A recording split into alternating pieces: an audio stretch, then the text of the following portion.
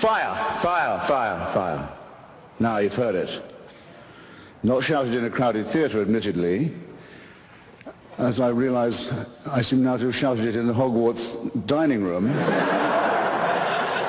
But the point is made. Everyone knows the fatuous verdict of the greatly overpraised Justice Oliver Wendell Holmes, who asked for an actual example of when it would be proper to limit speech or define it as an action, gave that of shouting fire in a crowded theatre. It's very often forgotten what he was doing in that case was sending to prison a group of Yiddish-speaking socialists whose literature was printed in a language most Americans couldn't read, opposing President Wilson's participation in the First World War and the dragging of the United States into this sanguinary conflict which the Yiddish-speaking socialists had fled from Russia to escape. In fact, it could be just as plausibly argued that the Yiddish-speaking socialists who were jailed by the excellent and overpraised Judge Oliver Wendell Holmes were the real firefighters, were the ones who were shouting fire when there really was fire in a very crowded theatre indeed. And who is to decide? Well,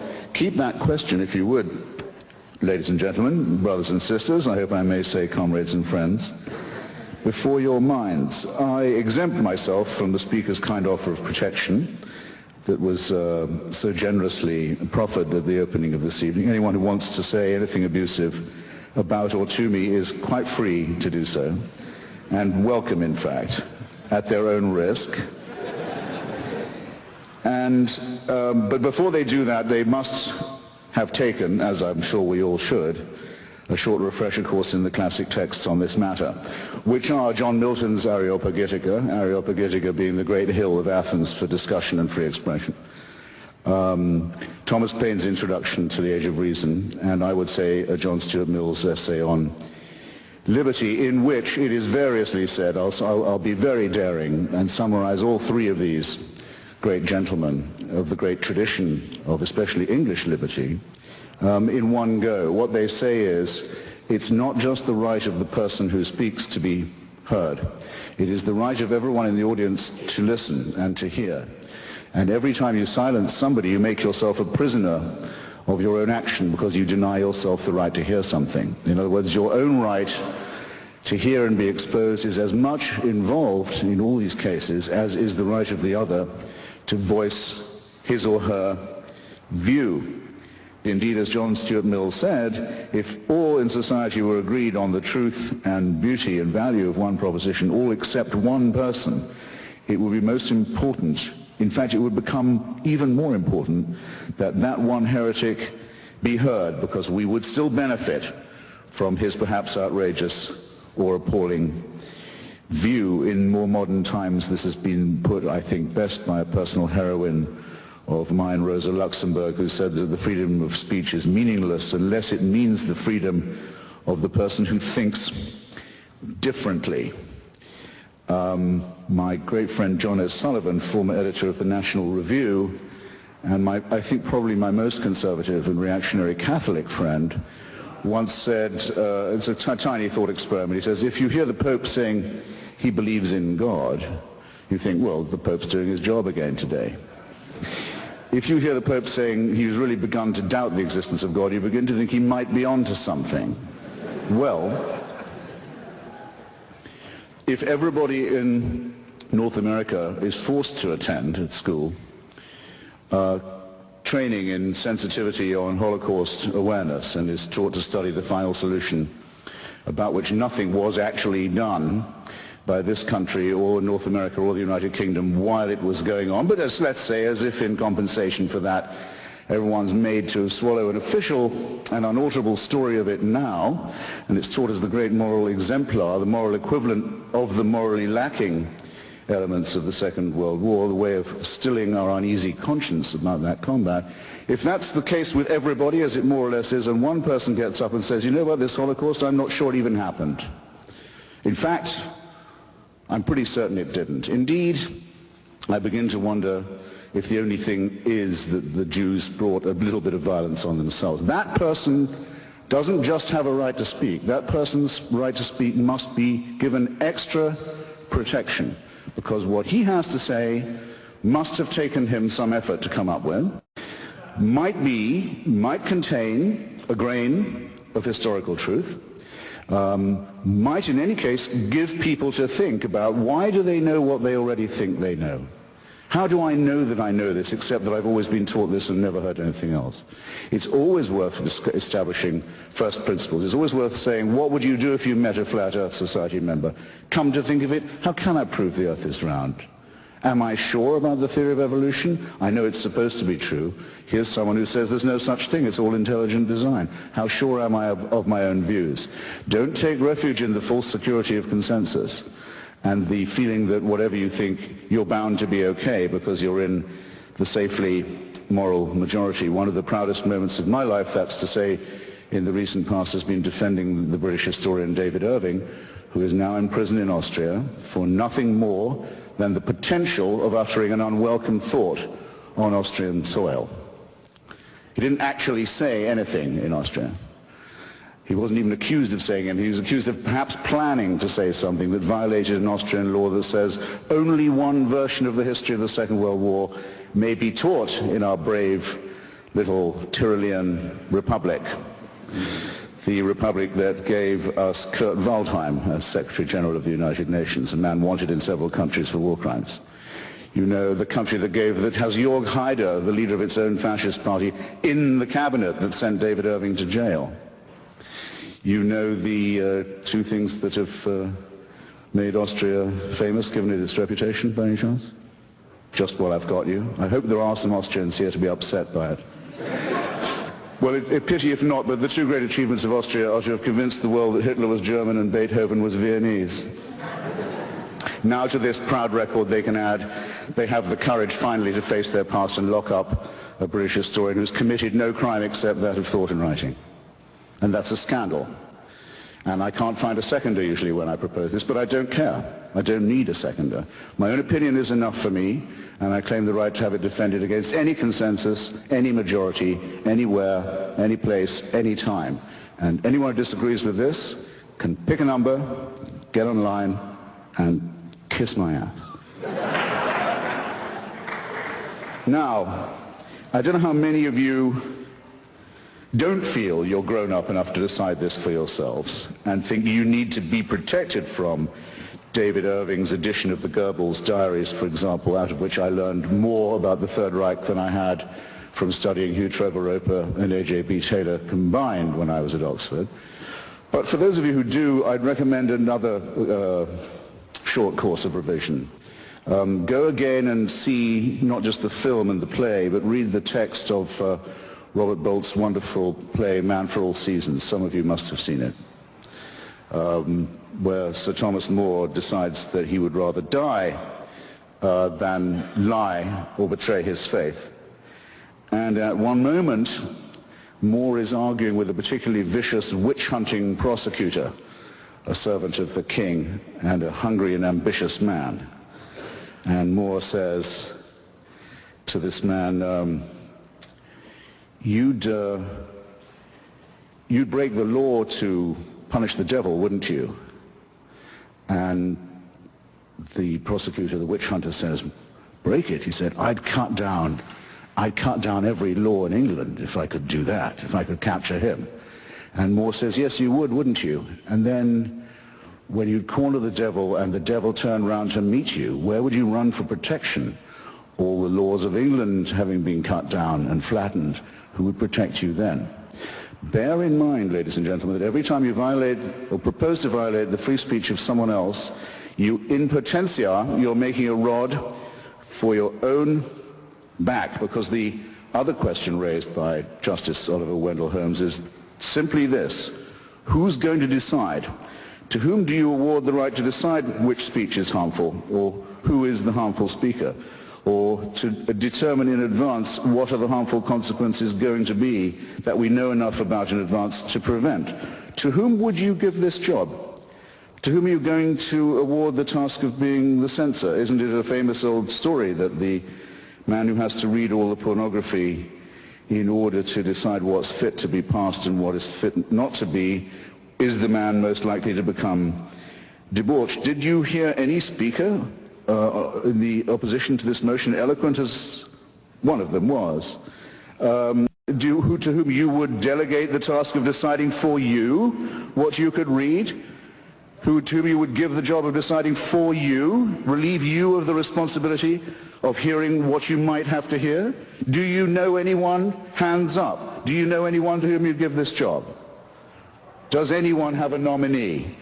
You mean there's no one in Canada good enough to decide what I can read or hear? I had no idea. But there's a law that says there must be such a person, or there's a subsection of some piddling law that says it. Well, the hell with that law then. It's inviting you to be liars and hypocrites and to deny what you evidently know already. About the censorious instinct, we basically know all that we need to know, and we've known it for a long time. It comes from an old story about another great Englishman, sorry to sound so particular about that this evening, Dr. Samuel Johnson, the great lexicographer, author of the first, compiler, I should say, of the first great dictionary of the English language. When it was complete, Dr. Johnson was waited upon by various delegations of people to congratulate him, of the nobility, of the quality, of the commons, of the lords, and also by a delegation of respectable ladies of London who attended on him in his Fleet Street lodgings and congratulated him. Dr. Johnson, they said, we are delighted to find that you have not included any indecent or obscene words in your dictionary. Ladies, said Dr. Johnson, I congratulate you on being able to look them up. Anyone who can understand that joke, and I'm pleased to see that about 10% of you can, gets the point about censorship, especially prior restraint, as it's known in the United States, where it's banned by the First Amendment to the Constitution. It may not be determined in advance what words are apt or inapt. No one has the knowledge that would be required to make that call, and more to the point, one has to suspect the motives of those who do so. In particular, the motives of those who are determined to be offended, of those who will go through a treasure house of English, like Dr. Johnson's first lexicon, in search of filthy words to satisfy themselves and some instinct about which I dare not speculate. Now, I am absolutely convinced that the main source of hatred in the world is religion and organized religion. Absolutely convinced of it. And I'm glad that you applaud, because it's a very great problem for those who oppose this motion, isn't it? How are they going to ban religion? How are they going to stop the expression of religious loathing, hatred, and bigotry? I speak as someone who's a fairly regular target of this, and not just in rhetorical form. I have been the target of many death threats. I know within a short distance of where I'm currently living in Washington, I can name 2 or 3 people whose names you'd probably know who can't go anywhere now without a security detail because of the criticisms they've made of one monotheism in particular. And this is in the capital city of the United States. So I know what I'm talking about, and I also have to notice that the sort of people who ring me up and say they know where my children go to school, and they certainly know what my home number is and where I live, and what they're going to do to them and to my wife and to me, and who I have to take seriously because they have done it to people I know, are just the people who are going to seek the protection of the hate speech law if I say what I think about their religion, which I'm now going to do. Because I don't have any what you might call ethnic bias. I've no grudge of that sort. I can rub along with pretty much anyone of any, as it were, origin or sexual orientation or language group, except people from Yorkshire, of course, who are completely untakeable. And I'm beginning to resent the confusion that's being imposed on us now, and there was some of it this evening, between religious belief, blasphemy, ethnicity, profanity, and what one might call multicultural etiquette. It's quite common now for people to use the expression, for example, anti-Islamic racism, as if an attack on a religion was an attack on an ethnic group. The word Islamophobia, in fact, is beginning to acquire the opprobrium of that was once reserved for racial prejudice. This is a subtle and very nasty insinuation that needs to be met head on. Who said, what if Falwell says he hates flags? What if people act upon that? The Bible says you have to hate fags. If Falwell says he's saying it because the Bible says so, he's right. Yes, it might make people go out and use violence. What are you going to do about that? You're up against a group of people who will say, you put your hands on our Bible or we'll call the hate speech police. Now, what are you going to do when you've dug that trap for yourself? Somebody said that anti-Semitism and Kristallnacht in Germany was the result of 10 years of Jew baiting. 10 years? You must be joking. It's the result of 2,000 years of Christianity based on one verse of one chapter of St. John's Gospel, which led to a pogrom after every Easter sermon every year for hundreds of years, because it claims that the Jews demanded the blood of Christ be on the heads of themselves and all their children to the remotest generation. That's the warrant and license for and incitement to anti-Jewish pogroms. What are you going to do about that? Where's your piddling subsection now? Does it say St. John's Gospel must be censored? Do I, who've read Freud and know what the future of an illusion really is and know that religious belief is ineradicable as long as we remain a stupid, poorly evolved mammalian species, think that some Canadian law is going to solve this problem? Please. No, our problem is this: our prefrontal lobes are too small, and our adrenaline glands are too big, and our thumb finger opposition isn't all that it might be. And we're afraid of the dark, and we're afraid to die, and we believe in the truths of holy books that are so stupid and so fabricated that a child can, and all children do, but as you can tell by their questions, actually see through them. And I think it should be, religion, treated with ridicule and hatred and contempt. And I claim that right. Now, let's not dance around. Not all monotheisms are exactly the same at the moment. They're all based on the same illusion. They're all plagiarisms of each other. But there's one in particular that at the moment is posing a serious menace not just to freedom of speech and freedom of expression, but to quite a lot of other freedoms too. And this is the religion that exhibits the horrible trio of self-hatred, self-righteousness, and self-pity. I'm talking about militant Islam. Globally, it's a gigantic power. Globally, it's a gigantic power. It controls an enormous amount of oil wealth, several large countries and states. With an enormous fortune, it's pumping the ideology of Wahhabism and Salafism around the world, poisoning societies where it goes, ruining the minds of children, stultifying the young in its madrasas, training people in violence, making a cult of death and suicide and murder. That's what it does globally. It's quite strong. In our societies, it poses as a cringing minority whose faith you might offend, which deserves all the protection that a small and vulnerable group might need. Now, it makes quite large claims for itself, doesn't it? It says it's the final revelation.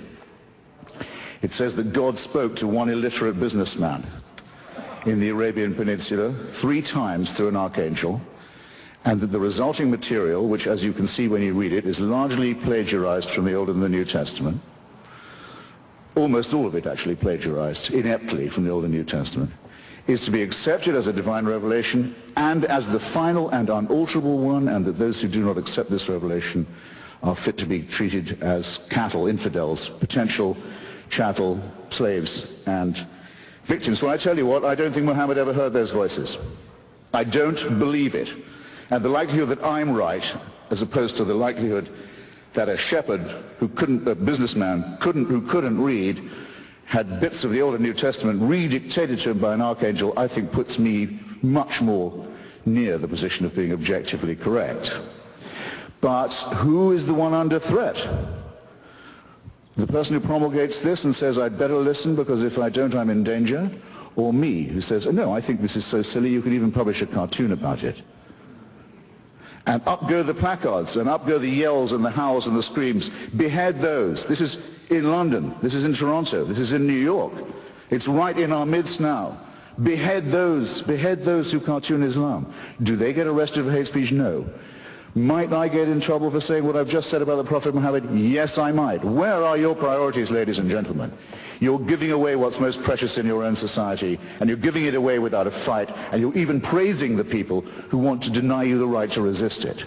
Shame on you while you do this. Make the best use of the time you've got left. This is really serious. Now, If you look anywhere you like, because we've had invocations of a rather drivelling and sickly kind tonight of our sympathy. What about the poor fags? What about the poor Jews, the wretched women who can't take the abuse, and the slaves and their descendants, and the tribes who didn't make it and were told that their land was forfeit? Look anywhere you like for the warrant for slavery, for the subjection of women as chattel, for the burning and flogging of homosexuals, for ethnic cleansing, for anti-Semitism, for all of this. You look no further than a famous book that's on every pulpit in this city and in every synagogue and in every mosque.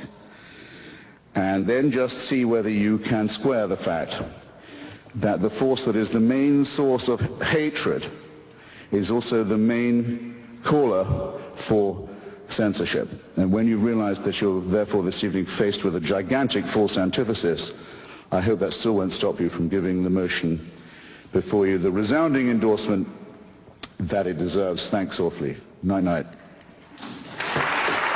Stay cool.